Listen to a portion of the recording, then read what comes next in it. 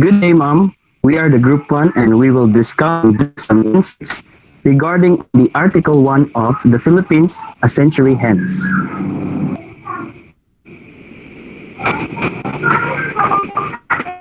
In order to read the destiny of a people, it is necessary to open the book of its past, and this, for the Philippines, may be reduced in general terms to what follows. Scarcely had they been attached to the Spanish crown than they had to sustain with their blood and the efforts of their sons the wars and ambitions of conquest of the Spanish people. So, understanding the events that happened in the past, it enables us to grasp the actuality of the present, and somehow it anticipates what may happen in the future. We need to trace and synthesize the broken pieces shattered from the past in order to solve the puzzle of the present. Given the fact that we were colonized by Spanish government, we must acknowledge the heroic act made by our forefathers just to grant liberty to our beloved country. Hence, reminiscing those events serves as a commemoration to the sacrifices done by our forefathers, most especially Dr. Husserl, by writing his famous novels. Events in the past will serve as a guide to avoid mistakes to happen again. We need to protect the sovereignty and liberty of the Philippines at all costs in order not to waste efforts done by our national heroes, respectively.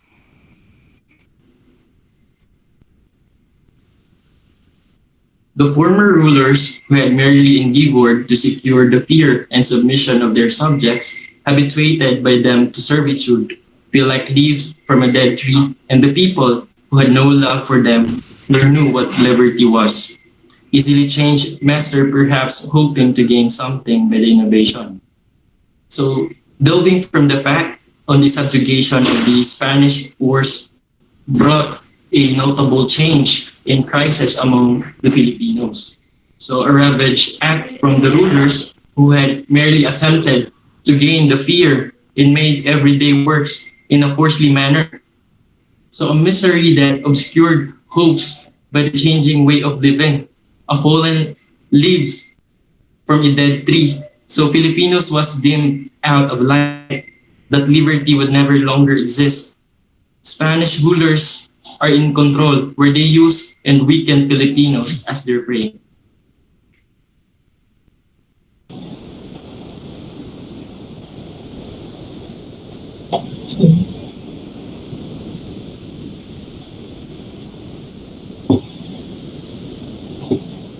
Then began a new era for the Filipinos. They gradually lost their ancient traditions, their recollection, they forgot their writings, their songs, their poetry, their laws, in order to learn by heart other doctrines, which they did not understand. Other ethics, other tastes different from those inspired in their race by their climate and their way of thinking. Then there was a falling off. They were lowered in their own eyes. They became ashamed of what was distinctly their own. In order to admire and praise what was foreign and incomprehensible, their spirit was broken and they uprised. So, based on my own thinking and understanding, Filipino tradition have been influenced by other countries' tradition in between positive and negative way. We overlook things like where and what we are. We are focused on things and people that we think are the coolest. By this, we've started to hate our own. We see our country poorly and think of it ill. We have been lost for a long time now, since the period of invasion. They took advantage of the thought that we were lowly educated, and that we don't know how rich our country is. Such a same for those people who have comprehensively chosen. to forget and leave our country, searching for more in other countries. A series of unfortunate events indeed. We have chosen to idolize foreign songs, poets, dance, and even food. For a long time, we have been learned to live by these things.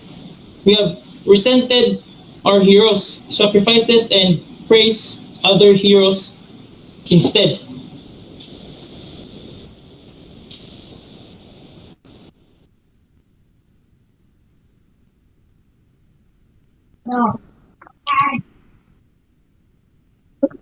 Thus, years and centuries rolled on. Religious shows, rites that caught the eye, songs, lights, images arrayed with gold, worship in a strange language, legends, miracles, and sermons hypnotized the already naturally superstitious spirit of the country, but did not succeed in destroying it altogether. In spite of the whole system afterwards developed and operated with unyielding tenacity, when the ethical abasement of the inhabitants has reached this stage, when they had become disheartened and disgusted with themselves, an effort was made to add the final stroke for reducing so many dormant wills and intellect to nothingness. In order to make of the individual a sort of toiler, a brute, a beast of burden, and to develop a race without mind and heart.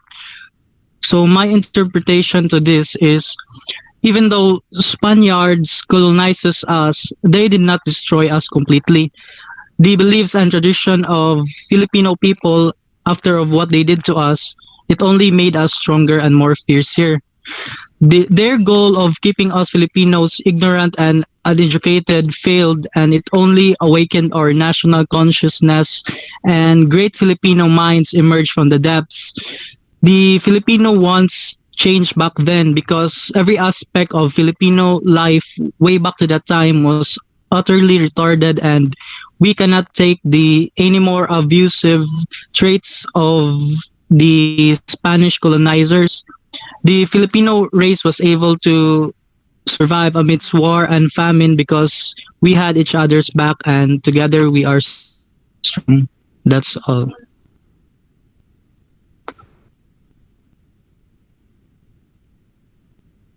The spirit of the people was not thereby cowed, and even though it had been awakened in only a few hearts, its flame nevertheless was surely and consumingly propagated, thanks to abuses and the stupid endeavors of certain classes to stifle noble and generous sentiments. Thus, when a flame catches a garment, fear and confusion propagate it more and more, and each shake, each blow is a blast from the blows to fan it. In regards with this, Spaniards' implementation of its military policies. Because of such laws, the Philippine population decreased dramatically. Poverty became more rampant than ever, and farmlands were left to wither.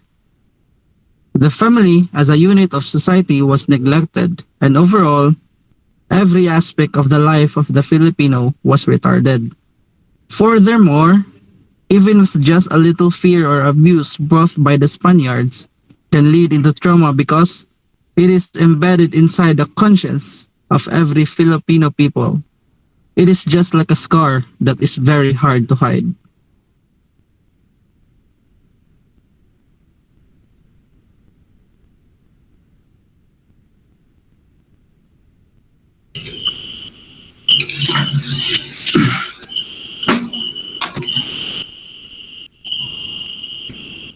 So, undoubtedly, during all this time, they were not lacking generous and noble spirits among the dominant race that struggled on the rise of humanity and justice, or so dead and cowardly one amongst the dominated that aided the debasement of their own country. So, my personal understanding about this is that even though Spaniards conquered our land and made us slaves in our own country, and yet we still treat them well. And we did not lack in our generosity and noble spirits because that is who we are. We always put our lives in for them and give them the best services that we got. And also, it was said there that even that they're trying to struggle us from right and justice, we give them our best to give them services and what they needed so that if, even that they are not from here, we give them all the best that we can for the services that we need because Filipinos are helpful and we're hardworking persons.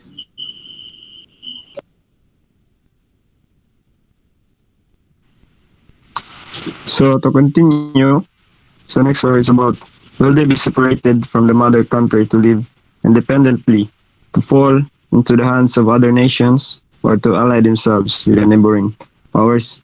So yes, we all know that we have heard and read about the past economy of the Filipino during the Spanish colonization, and yet we are all disagree, dismayed, and we do feel pain. So the inequality treat of Spanish government just to make and fulfill their needs, changing out their laws for the sake of their own, and making Filipinos slave, harassed, and during work, and yet we can see the braveness of our forefathers, that even though they are maltreated like but still they did not complain. Instead, make the Spanish realize and feel what they feel being treated as a slavery. So in that, there exist only the motives for hatred and jealousy, so between the two races. And then, let us admit the assertions flaunted by many that 3 centuries of the nations have not awakened in a sensitive heart of the native single, with a single spark of affection or gratitude. So in that way, that we may see whether or not the Spanish cause have gained ground in this island. So for that question, the answer is yes, we must stand. Yet our mother ground, let us not make ourselves an ally or to our fathers much, and it's enough. Let us fight at what they done. Let us be protecting our motherland. So that's good, Will.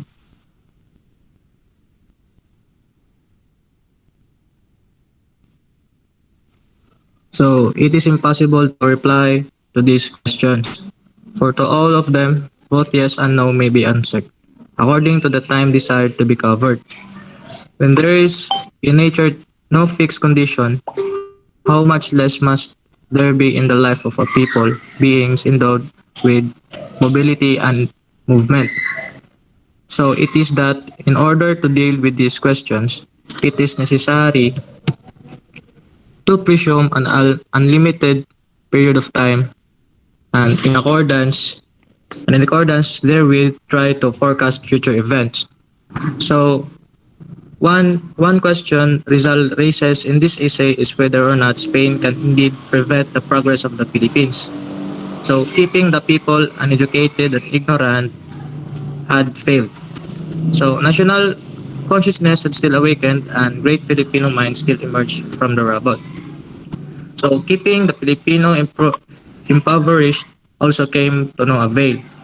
They began to explore other horizons through which they could move towards progress. And exterminating the people as an alternative to hindering progress did not work either.